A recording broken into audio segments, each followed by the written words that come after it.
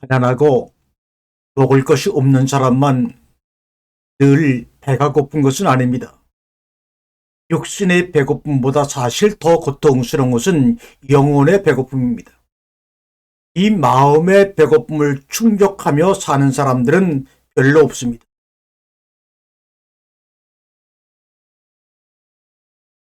우리들로 인해 still hungry, 배고프다고 말합니다. 나는 늘 배고파. 너희들로 내 안에 채워지기까지 나의 사랑이 너희 가운데 충만히 채워지기 전까지 나는 늘 이 배고픔의 상태를 면할 수가 없단다. 아이 배고파, 아이 배고파. 우리의 사랑을 향한 하나님의 마음입니다. 누군가를 사랑하는 사람들의 마음은 늘 가난합니다. 그래서 그러한 사람들은 천국을 소유한다고 말합니다. 마음이 가난한 자는 복이 있나니, 누군가를 사랑하는 사람들의 마음은 복이 있나니 저희가 천국을 차지할 것이다. 이런 뜻이죠.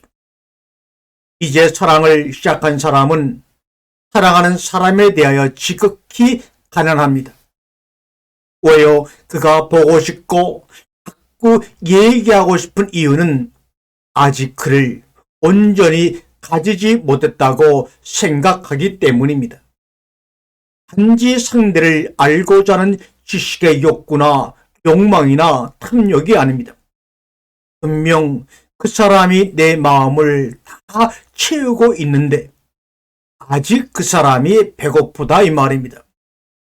명확하게 말하지만 그 사람이 the person is filling my heart. 그 사람이 내 마음을 다 채우고 있는데도 불구하고 but that the person is still hungry. 아직 그 사람을 향한 나의 배고픔은 끝나지 않았다 이런 말입니다. 하나님은 우주를 창조하신 분으로 모든 것을 지으시고 모든 것을 다 가지셨지만 그러나 한 사람의 마음을 가지지 못해 괴로워하고 힘들어하지 않으셨을까요? 그 한 사람은 아담이요 그 한 사람은 저와 여러분들입니다.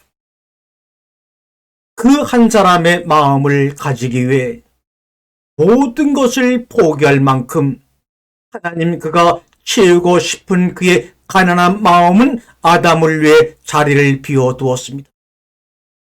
상대방에 대하여 마음이 가난하다는 건 아직 열렬히 사랑할 마음이 활활 타오르고 있다는 증거입니다. 연애가 시시해질 땐 이제 서로에 대해 더 이상 알고 싶어하지 않을 때입니다. 다 알아서가 아니라 더 알고 싶지 않아서입니다. 그런 현상은 갑에게서 먼저 나타납니다. 여기서 말하는 갑이란 사랑을 더 많이 받는 쪽을 뜻합니다. 그 갑이 여자든 남자든 더 많은 사랑을 받는 사람은 이제 상대편의 사랑을 쟁취하기 위해 노력을 기울이지를 않습니다. 이미 그의 마음이 자신에게로 기울었음을 알았고 굳이 노력하지 않아도 된다고 생각하기 때문입니다. 하지만 반대로 을은 갑의 그런 반응에 가슴 아파합니다. 을은 아직도 고픕니다. 그는 갑의 노력이 절실히 필요합니다. 더 많이 반응해주고 관심을 가져주기를 원합니다. 여러분도 알고 있는 영화 맘마미아에서 주인공이 노래듯이 Winner take is it all. 이기는 사람이 모든 것을 가지죠. 이런 말입니다. 결국 사랑을 더 많이 하는 쪽이 진다는 것을 비유해서 맘마미아에서 이야기한 겁니다. Winner takes it all. 결국 사랑하는 사람이 모든 것을 다 내어놓는다는 말입니다. 하나님과 우리와의 사랑에서 갑과 을은 누구일까요? 여기서 사랑을 더 많이 받은 사람은 그 갑은 사람입니다. 을은 하나님이십니다. 이건 분명한 진리요 사실입니다. 왜냐하면 하나님이 우리를 더 많이 사랑하기 때문이십니다. 저는 산상수훈에서 심령이 가난한 것에 대해 말씀하신 이유가 바로 여기에 있다고 봅니다. 하나님은 인간을 향해 사랑을 애걸하고 있는 바보 을의 사랑을 하고 계십니다. 그것이 바로 심령이 가난한 자는이라고 말하는 그 자는 바로 하나님 자신을 의미합니다. 심령이 가난한 자는 우리를 보고 심령이 가난해지라고 말씀하시는 것이 절대로 아닙니다. 우리는 그동안 이 말씀을 거꾸로 이해했습니다. 왜요? 우리는 하나님보다 더 많이 사랑할 수 없기 때문입니다. 하나님의 우리를 향하신 마음을 그리 산상수훈에서 심령이 가난한 자는 이라고 표현하신 것입니다. 달리 표현하자면 제발 나를 향해 가난해질 수는 없니? 그렇다면 난 이미 내 거야. 난 이미 내 거야. 라는 뜻 아닙니까? 처절한 을의 이야기입니다. 위의 문장은 예수님이 공생애에서 하셨던 첫 번째 말씀이어 설교입니다. 그만큼 절실했고 중요했기 때문이라고 생각을 합니다. 또 오해영이라는 드라마의 삽입곡 OST를 보게 되면 너였다면이란 노래 가사가 나옵니다. 한번 제가 여러분에게 불러드릴게요. 너였다면 왜 너에겐 그렇게 어려운지 애를 쓰는 나를 제대로 봐주는 게 너 하나에 이토록 아플 수 있음에 난 놀라곤 해. 고단했던 하루 나는 꿈을 꿔도 아파. 너였다면 어떨 것 같아.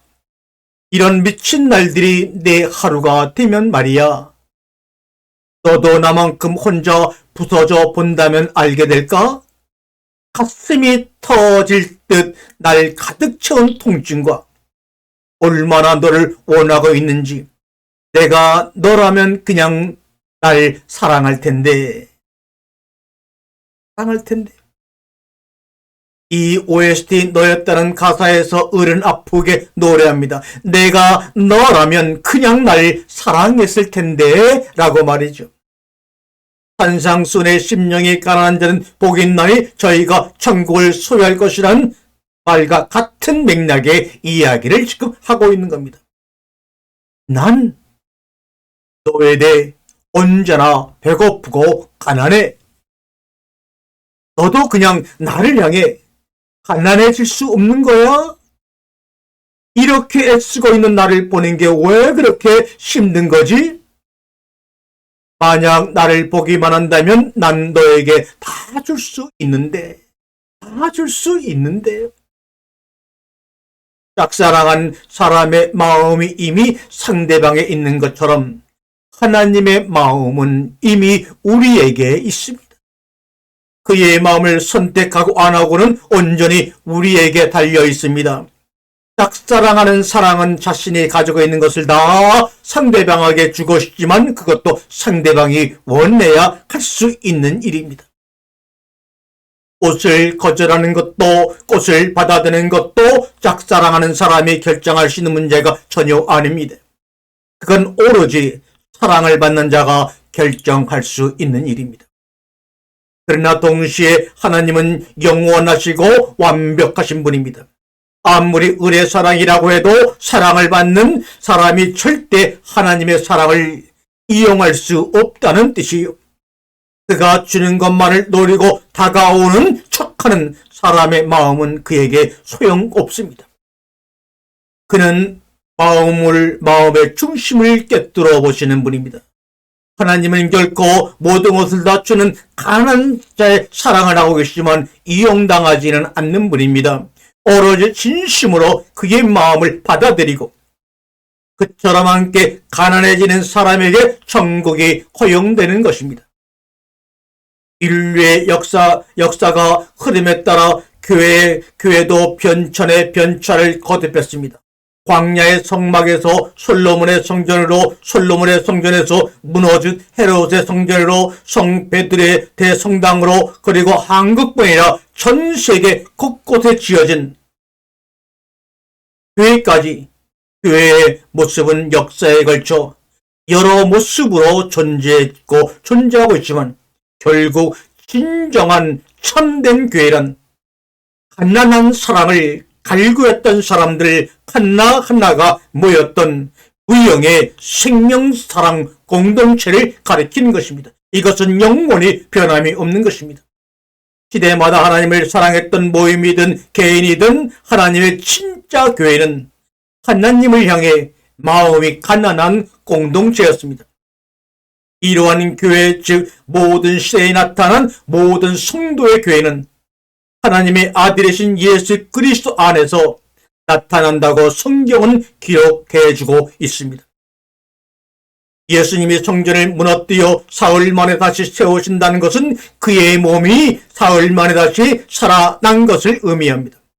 그의 몸이 곧 하나님의 교회라는 것입니다. 그분이 들어와 있는 것이 바로 교회라는 것입니다. 그러므로 여러분과 저는 하나님의 진정한 가난한 자들의 생명의 공동체입니다. 예수님은 창세기 4장 7절에 죄라는 단어처럼 죄의 모양을 지닌 육신의 모습으로 오셨으나 그 하다트라는 죄라는 단어가 속죄 제물로 똑같이 쓰인 단어이듯이 속죄 제물로 영원히 하나님 앞에 인류의 죄를 사하시는 하나님의 사랑이 완성된 어린 양이자 거대한 징검다리이자 그림입니다. 하나님은 얼마든지 스스로 의리라고 말씀하십니다. 우리가 그의 사랑을 받아들인다고 고개만 끄덕끄덕 하기만 해도 그는 우리들의 갑질을 허용하십니다. 그러나 이러한 갑질은 사랑을 거부하는 갑질이 아닌 그의 사랑을 인정하고 받아들인 데서 오는 갑질입니다. 사귀기로 약속한 남녀가 된 상태에서도 하나님은 여전히 의리되기를 기뻐하십니다. 합의된 의리들은 때로 원망도 하고 때로는 확인도 해달라고 합니다. 필요한 게 있으면 이것저것 해달라고 합니다. 예수님은 예수님의 부활을 믿지 못하는 도마에게 못자국을 보여주시기도 하고 그분을 부인했던 베드로를 수제자로 세우시기도 하셨습니다. 예수님의 이름을 믿는 사람들을 잡아 감옥에 넣고 죽였던 사울을 불러 바울로 가장 영향력이 있는 사도로 사용도 하셨습니다.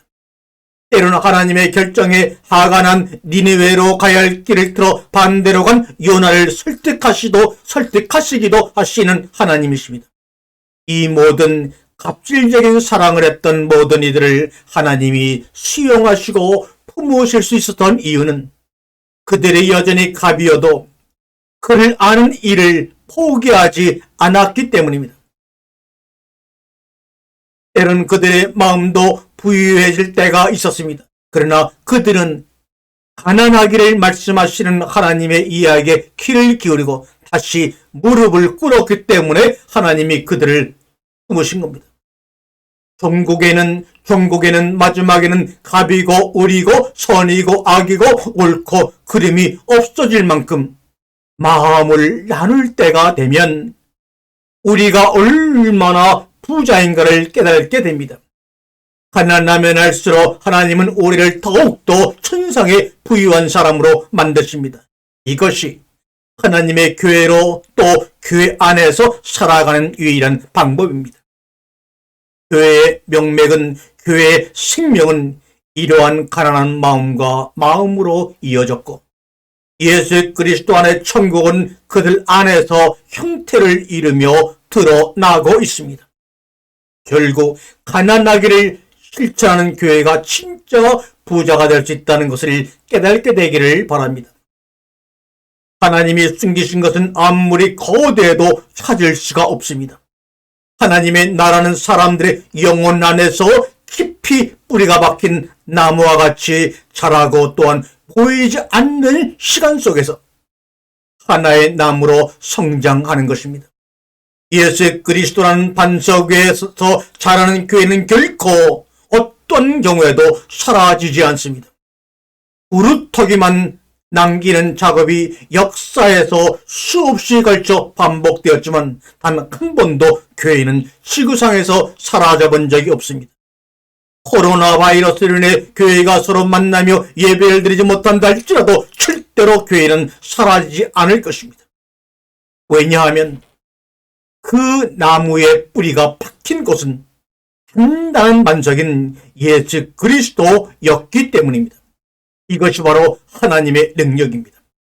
교회는 하나님의 능력으로 세워진 예수 그리스도의 나라며 여러분은 그 안에 하나님의 자녀로서 함께 왕성하게 그 꿈을 누리는 귀한 힘이 보기에 아름답고 가치 있는 사람들입니다. 아멘.